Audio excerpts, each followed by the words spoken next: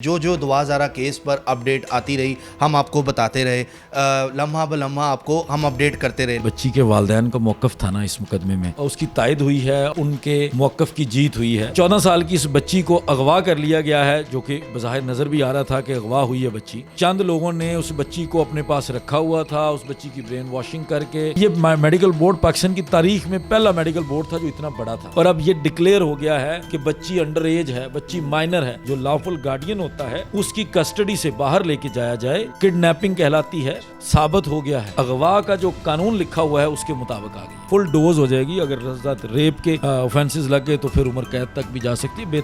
बेतहाशा किस्म की चीजें हैं।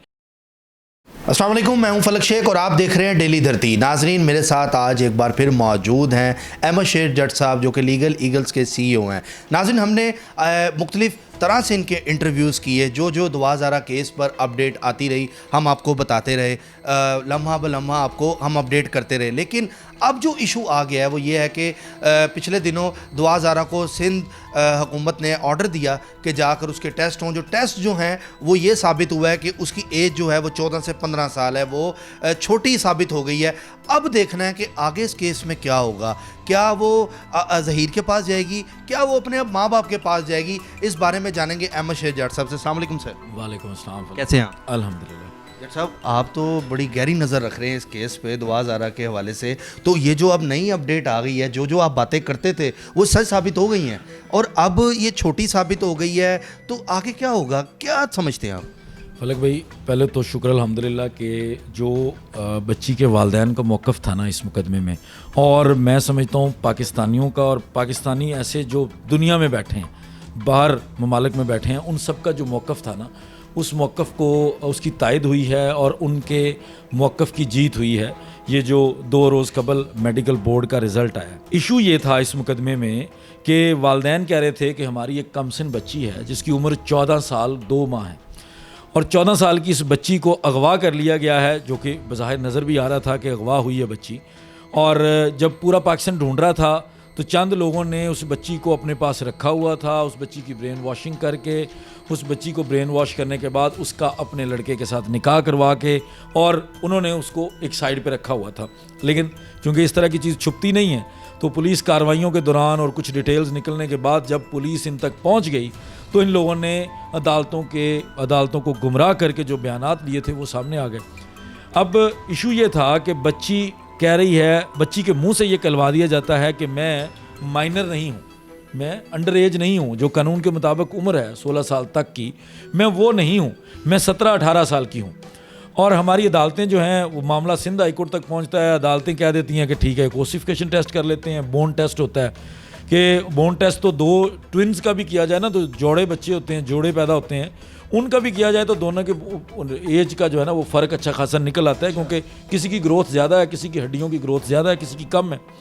लेकिन उस ओसिफिकेशन टेस्ट की बुनियाद पर बच्ची को आज़ाद कर दिया जाता है कि जाओ, इस बंदे के साथ माँ बाप के साथ नहीं भेजा जाता, और माँ बाप की तरफ से उस मामले को सुप्रीम कोर्ट तक ले जाया जाता है। सुप्रीम कोर्ट से होने के बाद एक मेडिकल बोर्ड बनता है, एज़ पर लॉ, जो कानून के मुताबिक एक मेडिकल बोर्ड बना दिया जाता है। उस मेडिकल बोर्ड को ये एक टास्क दिया जाता है कि इस बच्ची की उम्र निकालें। और मैं आपको बता दूं कि ये मेडिकल बोर्ड पाकिस्तान की तारीख में पहला मेडिकल बोर्ड था जो इतना बड़ा था। अच्छा। वरना नॉर्मली हमारे यहाँ मेडिकल बोर्ड जो होते हैं वो ज़्यादा से ज़्यादा 4 से 5 डॉक्टर्स के ऊपर मुश्तमिल होते हैं, लेकिन ये पहला पाकिस्तान की तारीख का मेडिकल बोर्ड था जो तकरीबन 10 डॉक्टर्स, बाद में भी कुछ खबरें थी कि 1 डॉक्टर को शामिल किया गया, तो 10 डॉक्टर्स को ये टास्क दिया गया कि आप डिटरमिन कर दें, आप बच्ची के ब्लड सैंपल्स लें, बच्ची के दांतों की पैमाइश लें, बच्ची की हड्डियाँ देखें, बच्ची के गायनी टेस्ट करें, बच्ची को हर लिहाज से परखें और हमें एक मेडिकल रिपोर्ट दें कि बच्ची की उम्र कितनी है। जब वो मेडिकल बोर्ड बैठा, उसमें बाकायदा कार्रवाई हुई, उसमें भी पुलिस ने बड़ा कुछ करने की कोशिश की, लेकिन मेडिकल बोर्ड का कल बिलाखिर एक फ़ैसला आ गया है और उस मेडिकल बोर्ड ने तायद कर दी है उस मौक़िफ़ की जो कि इस मुकदमे में वालिदैन का है, मेहदी अली काज़मी साहब का है, उनके वकील जिब्रान नासिर का है। उस मौक़िफ़ की तायद हो गई है और अब ये डिक्लेयर हो गया है कि बच्ची अंडर एज है, बच्ची माइनर है। तो बच्ची जब माइनर होती है तो हमारा कानून ये कहता है कि 16 साल तक की बच्ची को अगर कानूनी वारिस जो लॉफुल गार्डियन होता है उसकी कस्टडी से बाहर लेके जाया जाए तो वो किडनैपिंग कहलाती है, और उसकी फिर सज़ा होती है, वो जुर्म है। और इस तरह के मामलात में या कम उम्री की शादियों के मामलात में इस्लामाबाद हाई कोर्ट पहले अपना फैसला दे चुकी है, शादी ख़त्म हो जाती है ऐसी। तो इस वक्त सूरत हाल ये है कि बच्ची माइनर डिक्लेयर हो गई है, और उसमें जो सबसे बड़ा ब्रेक थ्रू हुआ है वो ये हुआ है कि सिंध हाई कोर्ट के अंदर एक पटिशन फाइल कर दी गई है। अच्छा, यहाँ पर मैं एक छोटी सी एक बात आपसे करूँगा। जितना अरसा दुआ ज़ारा ज़हीर के पास रही है, अगर वो माँ बाप के पास चली भी जाती है, अगर वो प्रेग्नेंट हो जाती है, तो इस केस में क्या तब भी अदालत क्या नाम है ये निकाह को, ये जो भी मामलात हैं छुड़वाएगी? अगर वो प्रेग्नेंट हो जाती है तो उसके बारे में आपकी क्या राय है? जो प्रेगनेंसी वाला मामला है ना जी, वो मैं अपने जब मैं ख़ुद भी व्लॉग्स करता हूँ ना, तो ये बहुत सारे लोगों का सवाल है, लेकिन कुछ चंद वजूहात हैं। मैं बहुत सारी चीज़ों को कानूनी जो एक बैटल चल रही होती है ना साथ साथ, उसके हिसाब से उसके ऊपर बात करता हूँ। कुछ चीज़ें होती हैं जो बड़ी कबल अज़ वक्त हैं, उनके ऊपर बात हम नहीं कर सकते। उसकी वजह ये है फलक भाई कि बहुत सारी ऐसी चीज़ें हैं जिनमें मैंने अपने व्लॉग्स के अंदर कुछ चीज़ों को बाकायदा तौर पर एक्सपोज किया है डॉक्यूमेंट्री एविडेंस के साथ, लेकिन उनको भी मैं इंतज़ार करता था जब अदालत की तरफ से कोई ऑब्जर्वेशन आ जाती थी, ताकि मेरे उस व्लॉग को जो अपोनेंट पार्टी है, जो अक्यूज्ड पार्टी है, जो इस वक्त मुबैना ज़हीर गैंग है, वो अपने फ़ायदे के लिए इस्तेमाल ना करे। तो इसलिए मैं इस पर कॉमेंट गैंग का नाम कहा जाता है बार बार, ज़हीर गैंग। सुनहरा माहम ने एक एक चीज़ दिखाई, उसका पहले इंटरव्यू किया, उसके बाद लाइव आ गई और सारी चीज़ें सबके सामने दिखाई कि जी पहले वो जो इनका एक इंटरव्यू सबसे पहले लिया, उसमें लोगों ने बड़ी बातें की, जी ये जुनैरा भी मिली हुई है, लेकिन फिर उसके बाद जुनैरा ने एक और लाइव सेशन किया, उसमें भी चीज़ें दिखाई, हकाइक दिखाए कि ये देखें ऐसे है, बच्ची अपनी मर्ज़ी से बैठी हुई है और बच्ची भी अपने मुंह से बोल रही है। ज़हीर भी कह रहा है कि मैं पसंद की शादी है। सारे मामलात जब उसके चैनल पर देखते हैं तो बड़े बेहतरीन नज़र आते हैं। अगर इस तरफ आते हैं, आपका मौक़िफ़ लेते हैं, तो वो डिफरेंट तरफ चले जाते हैं। उसके बाप का मौक़िफ़ लेते हैं तो किसी और तरफ चले जाते हैं। ये सारा कुछ हो क्या रहा है? देखिए, जो जिस खातून नुमा का आपने नाम लिया है, उसके तो सारे मौक़िफ़ जो भी उसने दावे किए, मौक़िफ़ दिए, वो झूठे साबित हो चुके हैं।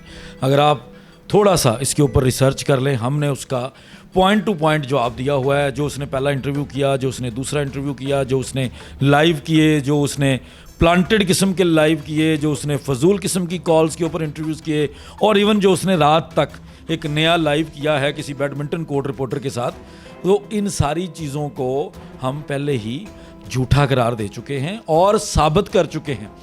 बेशुमार किस्म के दावे थे उस लड़की की तरफ से, उन तमाम दावों का झूठ मैंने कुछ डॉक्यूमेंट्री एविडेंस के साथ फलक भाई साबित किया है। कागज़ जो कानूनी कागज़ात हैं, दस्तावेज़ात हैं, उन दस्तावेज़ात में वाज़े हो गया है कि जो वो खातून नुमा मौक़िफ़ ले रही है, वो मौक़िफ़ ज़हीर और दुआ का मौक़िफ़ जो पुलिस के सामने आया है उससे मुख्तलिफ है। अच्छा, मैंने आपके व्लॉग में देखा था, आपने इमरान का इंटरव्यू किया था, वो भी वहाँ पे मौजूद था।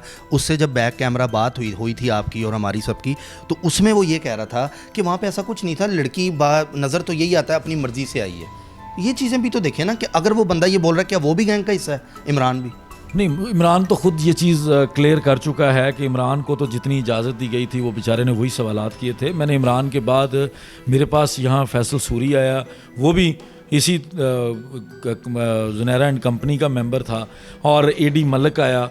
AD Malak was also member of ये जो सारी कंपनी है। ये जो चंद लोग मिलके ये सारा ड्रामा रचा रहे हैं, वो भी उन्हीं का पार्ट थे। उन सब लोगों के सामने भी उनके मुंह से ये सारा कुछ डिस्क्लोज़ हो चुका है। उनके पास कोई कागज़ नहीं है, कोई अदालती चीज़ तो है ही नहीं, पुलिस का कोई रिकॉर्ड नहीं है। बस जो उनको शायद जुनैरा कह देती है या बाकी लोग कह देते हैं, वो उसके ऊपर चल के। पुलिस तो कह रही है जी कि 5 मिलियन लग गया हमारा ये जुनैरा को कराची ले जाते हुए, लाहौर लाते हुए। 5 मिलियन का खर्चा आ चुका है सिंध गवर्नमेंट का अभी तक, या सिंध पुलिस का? देखें, जब आपके ख़ास मेहमान आए होते हैं ना, को बहुत ख़ास मेहमान होते हैं। 2-3 दिन कबल कुछ तस्वीरें सिंध पुलिस के अफसरान की, जिसमें उनके पास एक ख़ास मेहमान आया था, और मैंने तो कोई कबाहत नहीं है कहने में कि मुझे लगा वो मेहदी काज़मी साहब का दामाद बनने की कोशिश नहीं कर रहा, वो सिंध पुलिस का दामाद बन के कोशिश कर रहा है सारी चीज़ें दिखाने की। तो वो जो तस्वीरें थी, उससे आइडिया हो रहा था कि शायद मुमकिन है कि इतने लाखों रुपए जो हैं वो डॉक्टर ज़हीर जो उसकी खिदमत के ऊपर और उसके जो भी, चूँकि वो एक बहुत ही लाविश किस्म की लाइफ गुजारने का आदी है, बैरिया में प्लॉट्स हैं, तो शायद ये 50 लाख जो है ना वो ज़हीर के लिए लगे होंगे। केस के अंदर हमें समझ नहीं आती, जितनी फुर्तियों के साथ या जितनी स्पीड के साथ वो कराची से आके लाहौर से लेके गए हैं वापस, उससे तो अंदाज़ा नहीं होता कि 50 लाख का ये काम था। टाइम गुजर गया है जट साहब, अभी तक कोई गैंग का कोई चीज़ समझ नहीं आई ना, हमने कोई पिस्तौलें देखी हैं ना हमने कोई इस तरह के वो नकाब वाले बंदे देखे हैं, तो गैंग गैंग गैंग गैंग सारे लगे हुए करने। सही कह रहे हैं आप, वो अभी आप देखेंगे जब पुलिस तफ्तीश शुरू करेगी तब आप लोगों को, सब लोगों को भी पता चलेगा कि किस किस्म के प्रेशर्स होंगे इस केस में। पुलिस 12 मरतबा कह चुकी है कि हमने तफ्तीश नहीं की, अदालतें उसको कह चुकी हैं, लेकिन पुलिस तफ्तीश नहीं कर रही। आज के दिन तक जो डीएसपी शानी है वो कह रहा है नहीं मैं तफ्तीश कर रहा, मुझे मैं नहीं कर रहा, वो ज़ेरे असर है। वो इन लोगों का जो भी आपस में कनाइवेंस है, सिंध पुलिस बिल्कुल इनके अहकामात के ऊपर चल रही है और वो तफ्तीश नहीं कर रहे। इसीलिए आज सिंध हाई कोर्ट से दोबारा उन्होंने रुजू किया है। ट्रायल कोर्ट में 7 तारीख को केस लगा हुआ है, वहाँ भी वो रुजू करेंगे। जिब्रान नासर इस चीज़ को उठाएंगे और इंशाल्लाह ताला फिर जब शो कॉज नोटिस या कोई पेटियाँ उतरने वाला काम होगा तो फिर ये सारे कार्रवाई करेंगे और सब लोगों के सामने सारी हकीकत आएगी। और ये जहन में रखें, इस वक्त मुकदमे में हमने बात करनी है अगवा की। अगवा इस्टेब्लिश हो गया है, साबित हो गया है, चूँकि बच्ची की उम्र अगवा का जो कानून लिखा हुआ है उसके मुताबिक आ गई है। इसकी सज़ा क्या होगी ज़हीर को? 7 साल तक की सज़ा होगी। इसके अलावा छोटी मोटी चीज़ें और मिला मिलू के एक बड़ी फुल डोज हो जाएगी। अगर रेप के ऑफेंसेस लग गए तो फिर उम्र कैद तक भी जा सकती है। बेतहाशा किस्म की चीज़ें हैं और ये मैं समझता हूँ ये हफ़्ता बड़ा इंपॉर्टेंट है। इस हफ्ते के अंदर ये सारी चीज़ें फ़ाइनल हो जानी है, फ़र्द जुर्म आयद होने की तरफ चीज़ चली जानी है और सारा कुछ खुल के सामने आ जाएगा। अच्छा जट साहब, मुझे एक बात बताएं, सिंध जो गवर्नमेंट है, मतलब वहाँ पे अगर बोर्ड में कोई पेपर भी हो रहे हो तो अक्सर देखा गया पैसे पूसे लग जाते हैं। ये मेरा बड़ा अजीब सा सवाल है, ये मुझे करना नहीं चाहिए लेकिन मैं फिर भी कर रहा हूँ कि पैसे पूसे लग जाते हैं, बच्चे पास हो जाते हैं इस तरह। तो जिस तरह दुआ ज़ारा के जो वालिद साहब हैं, ये भी तो हो सकता है कि उन्होंने मतलब कोशिश पूरी की हो, डॉक्टर अपने बिठा लिए हों वहाँ पे मतलब प्रोटोकॉल के ज़रिए। अब ये लड़की दावा करे कि पंजाब में मेरा टेस्ट किया जाए, वहाँ डिफरेंस आ जाए, फिर क्या करेंगे? इस मामले को घसीटते रहेंगे? जहाँ का मुकदमा होता है उसकी कंट्रोवर्सीज़ को वहीं ढूंढना होता है। और जब कोई भी इस तरह की कार्रवाई हो रही होती है, जैसे एक पहले मेडिकल टेस्ट हुआ था, उस मेडिकल टेस्ट को काज़मी साहब ने नहीं माना तो उन्होंने एज़ पर लॉ उसको चैलेंज कर दिया। अगर किसी को एतमाद नहीं है, डॉक्टर्स के ऊपर एतमाद नहीं है और कोई समझता है कि काज़मी साहब ने मैनेज किए हैं, तो कानूनी फोरम मौजूद है, वो जाए वहाँ पर उसको चैलेंज कर ले। उन्होंने तो किसी को रोकना नहीं है और ना ही चैलेंज करने से किसी को रोका जा सकता है, ये हर किसी का हक है। और वो सारा दूध का दूध और पानी का पानी हो जाएगा जब वो चैलेंज करेंगे, सामने आ जाएगा। जट साहब, आखिरी सवाल मेरा आपसे ये है, मुझे बस ये बताएं कि एट द एंड आप क्या देखते हैं? मतलब लड़की की तो ज़िद है, उसने ज़हीर के साथ रहना है, लेकिन आप एट द एंड क्या देखते हैं, क्या होगा? देखें जी, अगर तो कानून के मुताबिक फ़ैसला हो, जो कानून लिखा हुआ है, मैंने तो ताज़ीरात पाकिस्तान में जो पढ़ा है या बाकी चीज़ें जो सामने हैं, जो हमारे मुआशरे की अखलाकियात है, हमारी नॉर्म्स हैं, हमारी वैल्यूज़ हैं, तो इस हिसाब से तो इस चीज़ को ख़त्म किया जाना चाहिए। ये टेस्ट केस है, इस टेस्ट केस के अंदर बच्ची को वालदैन के हवाले किया जाना चाहिए। बड़े जो मर्ज़ी हो, वालदैन अच्छे हों बुरे हों, जो मर्ज़ी हो, वालदैन के हवाले किया जाना चाहिए। और मुझे उम्मीद भी यही है कि जो हालात हैं, जो चीज़ें नज़र आ रही हैं, जिस तरह सारी चीज़ें खुल रही हैं, अदालतें जो हैं वो कानून के मुताबिक इंशाल्लाह फ़ैसला करते हुए वालदैन को ये देंगे इंशाल्लाह। चलें जी, बहुत शुक्रिया आपका। नाज़िम मेरे साथ मौजूद हैं अहमद जट साहब, जिनकी आपने बातें सुनी, लीगल पॉइंट्स पे इन्होंने काफ़ी बातें की हैं। फर्दर हम आपको इस पे अपडेट करते रहेंगे, जो भी मामलात नए आते रहेंगे। तो अपने मेज़बान फलक शेख को दें इजाज़त, हम आपसे मिलते हैं अगली वीडियो में। हाँ, और अगर आप यूट्यूब पर देख रहे हैं तो सब्सक्राइब करें, फेसबुक पर देख रहे हैं तो इस चैनल को फॉलो करें। अल्लाह हाफिज़।